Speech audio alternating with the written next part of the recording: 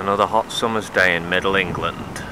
4 delinquent teenage boys, each having spent the morning trying to escape the grasp of parents and legal guardians, now stood together at the top of Rawdon Bridge. No coal trains would pass today, as it was a Wednesday. No scrambling down the embankment back onto the road on this sunny afternoon. Jamesy and Chaz were both balancing on the tracks, sort of half competing with one another, while Miller and his cousin Talkie sat on the metal frame of the bridge, which was hot to the touch, but just about okay to sit on.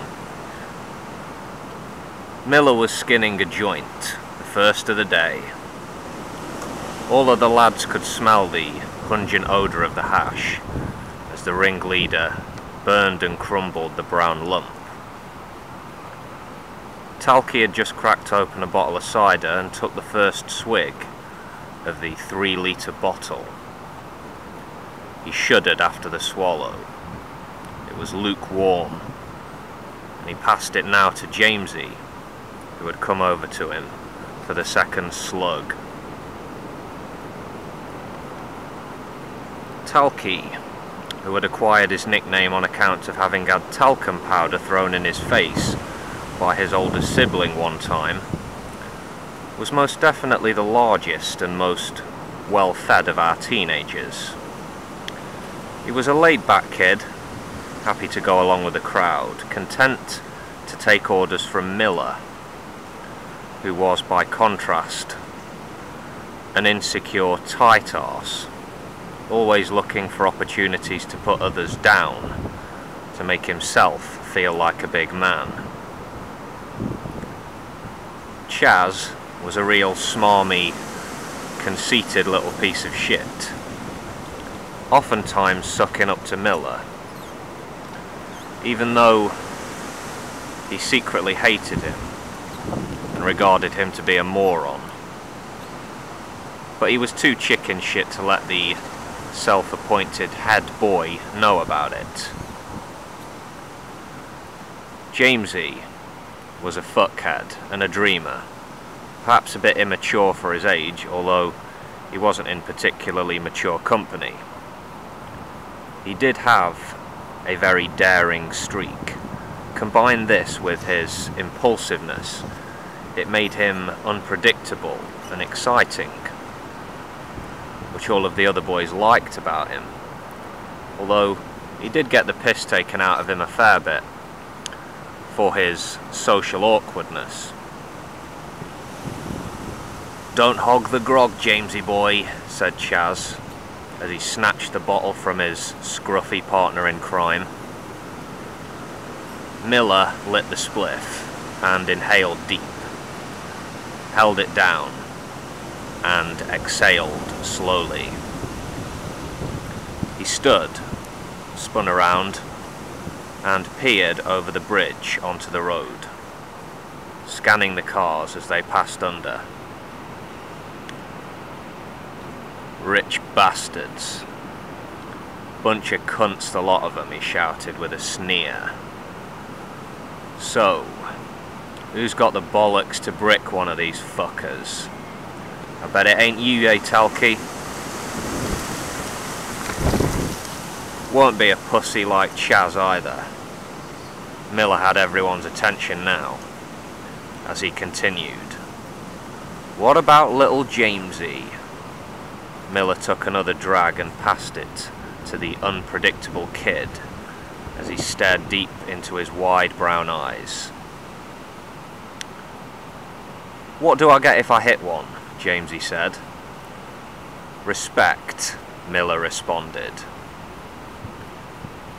Jamesy knew he was going to do it the moment it was suggested, but he stood there making faces, smoking on the doob, teasing a shall I, shan't I moment as he looked at his 3 mates. "Gives another swig of the grog and I'll do it." Miller snatched the cider from Chaz, spilling a little, and passed it to Jamesy. "Drink up, monkey boy," said Talkie, doing his best impression of a chimpanzee. A large glug and a couple of quick drags. Jamesy then passed the J to Talkie and picked up a brick. No cars come in. Chas, Talkie and Miller sat down on the tracks now, drink and smoke being passed between the three. Jamesy stood perched as the hot metal could be felt on the soles of his worn shoes. He stood perched, ready to strike. Then, the unmistakable sound of an engine, a fairly slow approach. "What is it?" asked Chas. "Black BMW," came the reply. "Let him fucking have it," Miller commanded. Jamesy was scared, but he tried not to show it. He held what was essentially a third of a brick end in his left hand. He felt his right hand tremble in fear and anticipation. 4, 3, 2. He rose up to full height. And 1. Threw an overarm cricket-style throw. And his heart stopped as he realised, before contact, that it was going to be a direct hit. Bang! The brick hits the top of the front windscreen, shattering it. The car screeched to a terrifying halt. Within seconds, the driver's door swung open, and out steps a balding man in his 40s, his face a mixture of shock and rage. He clocks Jamesy, who is stood, mouth wide open. The man points with fire in his burning eyes and yells, "You fucking stay right there." Jamesy, turning now, sees the lads have just begun to sprint down the tracks, and he promptly joins them, heart almost pounding out of his chest. Our delinquents are legging it towards the old station house.